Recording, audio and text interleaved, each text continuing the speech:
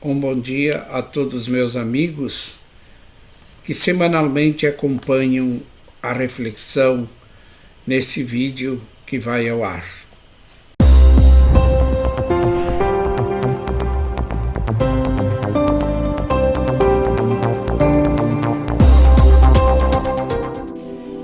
Estamos em clima do Sínodo da Amazônia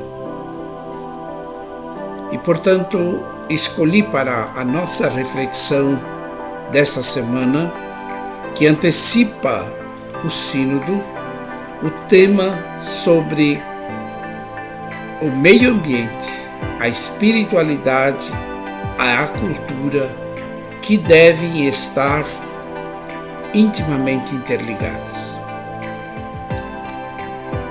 Vejam, meus queridos irmãos e irmãs, no momento da atual história é necessário desenvolver cada vez mais uma cultura da sustentabilidade como uma forma de vida saudável, ecológica, rentável, baseada em critérios não apenas de natureza econômica, mas com consciência de que Deus, a nos criar, nos forneceu uma natureza exuberante, ou seja, água potável, rios cristalinos, mares com uma riqueza imensa, ar puro, as aves, os peixes e tantas espécies de animais que dentro dessa natureza se encontra também o ser humano. Mas um ser humano que é responsável diante de tudo isso. Nós vamos encontrar isso também em Gênesis capítulo 1, versículos 28 seguintes, onde Deus nos dá a tarefa de cuidar da casa comum. E, portanto, meus queridos irmãos e irmãs, nessa criação toda, nós temos que ter consciência de que Deus nos forneceu uma responsabilidade diante disso. Nós não podemos simplesmente achar que tudo é nós que determinamos e mandamos. Nós temos a tarefa de administrar com senso de responsabilidade. É dever de consciência moral o uso da natureza, aliás, da qual também nós fazemos parte. Aqui está um dos pontos cruciais em que a tecnologia avançou de forma fantástica. Mas, por outro lado, também ela criou uma cisão entre a natureza e o próprio ser humano. E por isso o ser humano muitas vezes esquece que ele também é natureza. E que ele faz parte desse ecossistema. Daí, pela razão que nós temos recebido na criação, é dever de consciência moral o uso da natureza, embora com o privilégio de termos a inteligência, a vontade e a liberdade. Conforme Gênesis 1:27, façamos o homem à nossa imagem e semelhança. E isso significa esses três elementos. Deus não tem imagem, Deus não tem forma, mas nos forneceu exatamente esse privilégio da inteligência, da vontade e da liberdade. A Bíblia Sagrada é muito clara quando no livro mais antigo sobre o relato da criação, em Gênesis capítulo 2, versículo 4 a 25, transfere ao homem a missão de preparar, cultivar e guardar com cuidado a criação. O ser humano tem uma responsabilidade, portanto, pela criação, pela natureza, e ele deve tratá-la com atenção, com cuidado e configurar seu ambiente de tal modo que aí fique visível a beleza que o Criador concedeu ao Jardim do Éden. Este é um comentário de Anselm Green e Jochen Zeitz, do livro deles sobre essa dimensão Deus, dinheiro e economia. E esse texto também continua dizendo assim: o ser humano deve manter sua mão protetora sobre o ambiente. É o responsável pelo desenvolvimento e florescimento dessa natureza ao seu redor. E isso nos leva a desenvolvermos a consciência de olharmos para o futuro e para as gerações vindouras. Olhando sobre esse aspecto, algo importante. A sustentabilidade é uma questão de vida e morte da natureza em si e da própria sobrevivência da humanidade. Gente, diz Leonardo Boff no seu livro, estamos diante de um momento crítico da história da Terra. Numa época em que a humanidade deve escolher o seu futuro. E a escolha é nossa e deve ser ou formar uma aliança global para cuidar da Terra e cuidar uns dos outros, ou arriscar a nossa destruição e a destruição da diversidade da vida. Essa afirmação de Leonardo Boff é proveniente da Carta da Terra, um dos documentos mais inspiradores dos inícios do século XXI. Essa mesma carta foi elaborada nos idos anos 1992 a 2000. É fruto de um trabalho de milhares de pessoas, de muitos países, culturas, povos, instituições, religiões, universidades, cientistas, sábios remanescentes das culturas originárias. Portanto, todos inseridos numa cultura em que o capital financeiro está acima de qualquer princípio ético. E isso é o problema. Quando os cifrões, quando o dinheiro esquece de toda essa realidade. Faça necessário, minha gente, uma reflexão profunda e séria sobre nosso modo de viver. Aliás, que deve estar além da imanência histórica e também da ganância pelo dinheiro. Este é o grande problema. Não só de nós aqui no Brasil, na América Latina, mas também a Europa e tantos outros países que devem repensar novamente o estilo de vida que estamos levando na era da tecnologia de ponta. Minha gente, dentro desse contexto do tecido social contemporâneo, urge uma mudança do nosso pensar que atinja o centro do humano, que é o coração. A globalização é desenvolver todos os segmentos, seja na gestão da política socioeconômica, como aplicar a mesma no modo de viver, em todos os níveis da sociedade. E, portanto, é preciso refundar o pacto social entre os humanos e o pacto natural com a natureza, a Mãe Terra. É importante frisar também que sustentabilidade não pode ser reducionista e aplicada apenas ao crescimento, ao desenvolvimento.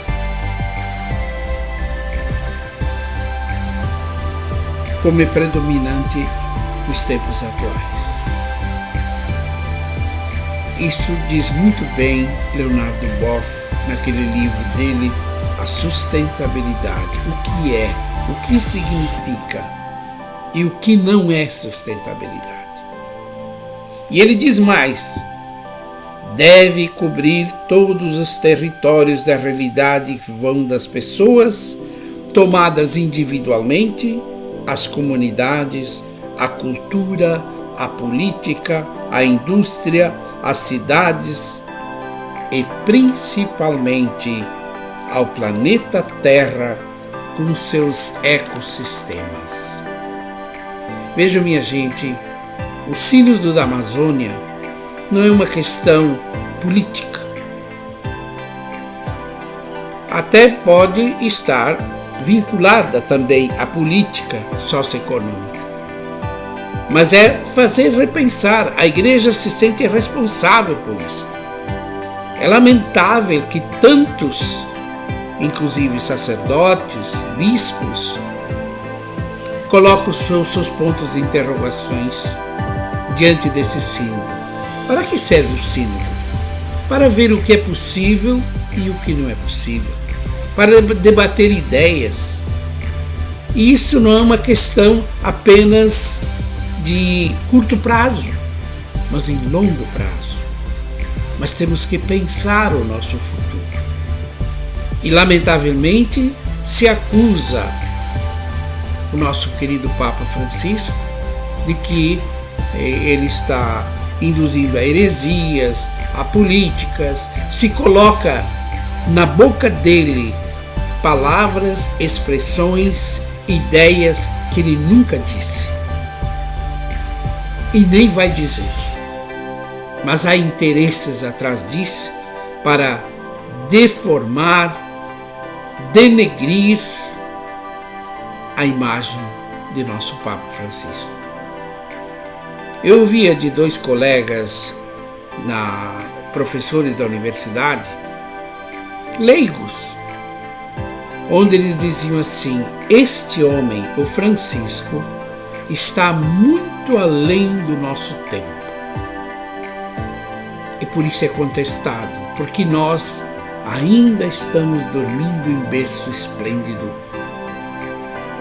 Não estamos chegando lá na frente, as novas gerações, as futuras gerações. Não estamos preparando um ambiente para esta gente. Estamos olhando para nós. Primeiro eu, depois eu e finalmente eu. Francisco está muito além do seu tempo. Portanto, é necessário desenvolver uma espiritualidade ecológica que valoriza a contemplação da criação divina. E digo mais, não tem nada de heresia no que ele diz. Heresia é que muitos querem voltar a um certo saudosismo que não responde mais àquilo que o homem da pós-modernidade precisa. A essência da fé é Jesus Cristo. E Jesus Cristo nos deu o exemplo pessoalmente de como devemos agir. As culturas são a maneira ou a forma de povos viverem o seu caminho. E em todas elas sempre tem a marca de Deus. E nesse sínodo, evidentemente, o que vai acontecer? Tem gente representada de todos os ambientes, de todas as religiões, inclusive. Não que a igreja, o que pregou e prega, estava errada ou está errada, mas tem que saber ouvir os outros também. Porque em cada cultura percebe-se a mão do Criador. Povos ágrafos, quer dizer, não letrados, têm uma estrutura ética, moral, muito mais rígida do que os ditos povos civilizados que deslizaram nos prazeres da vida, no dinheiro e nas benesses. E esqueceram de que, acima de tudo, temos que viver como irmãos e tendo como referência Jesus. Eu sou o caminho, a verdade e a vida. E esta questão deve ser inserida em todas as culturas. E as culturas, evidentemente, que são dinâmicas. Elas mudam com o tempo. O sínodo e o cristianismo, ao se enculturar, estão fazendo o quê? Ver o que é e o que não é possível adicionar a esta nova evangelização. Então não é simplesmente agregar a cultura em si como um todo, mas purificar, abrir caminhos, verificar que existem elementos importantes também em outras culturas. E sempre me chama a atenção que povos que dominaram a América Latina, o terceiro mundo, o quarto mundo, eles não perguntaram muito, eles entraram, acabaram com as outras culturas, porque eram do mal, e achando que estavam levando a palavra de Deus. Ora, isto é um abuso. Agora, quando eu consigo levar, estudar, avaliar quais são os elementos dessas culturas, quais são os pontos bons que podem ser agregados na evangelização, isto é sensato. E a igreja aprendeu isso com o passar dos séculos. A igreja fez muitos erros, cometeu muitos erros no passado. E ela hoje, ela tem consciência que ela precisa continuar o seu processo de evangelização, mas respeitando as pessoas, as culturas, os povos autóctones. E se há questões que não podemos colocar dentro de nossa fé cristã, os sínodos que são feitos de tanto em tanto tempo, ou especificamente agora na região da Pan-Amazônia, é para isto, para verificar o que é possível e o que não é possível. Então vejam, meus queridos irmãos, o ser humano deve lidar com o seu ambiente de modo que esse se torne uma bênção para ele e para a cultura. É muito significativo verificar de que no Novo Testamento, Jesus em várias ocasiões convidou os discípulos a contemplar o meio ambiente, pois é nele que se trata e retrata uma imagem de nossa vida. Mateus 6, 26 a 33. O próprio mundo da economia precisa se conscientizar de como é fundamental o cuidado pela natureza, pois tal postura dos empreendimentos empresariais não deixa de ser uma atitude diligente, bem como uma contribuição para moldar um ambiente mais humano e mais habitável. Eu escrevi um artigo há um tempo atrás, onde eu dizia: o progresso e o desenvolvimento têm um fundamento teológico. Gênesis 1, 28 seguintes. Portanto, o próprio mundo de hoje deve ter essa consciência. Tornar o mundo habitável. Isso se chama respeito ao Criador e também à criação. É um espírito de louvor. Quem age assim vê e mostra a criação com outros olhos, ou seja, vê em seu ambiente o Espírito de Deus em ação e o molda de tal maneira que ele glorifica o Criador. A autêntica espiritualidade cristã parte sempre de uma visão do todo, da natureza e do humano, que também faz parte da natureza, sendo que o mesmo é responsável último diante de Deus por ter recebido o dom da inteligência, da vontade e da liberdade.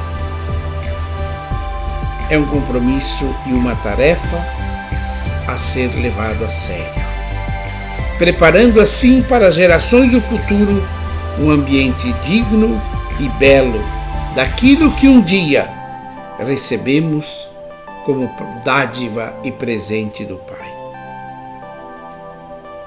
Uma teologia, meus queridos irmãos e irmãs, ecológica, deve estar acima de certo romantismo ingênuo para uma atitude madura do humano. Agradeço a todos por ter me acompanhado essa reflexão, desejando uma boa semana, um bom final de semana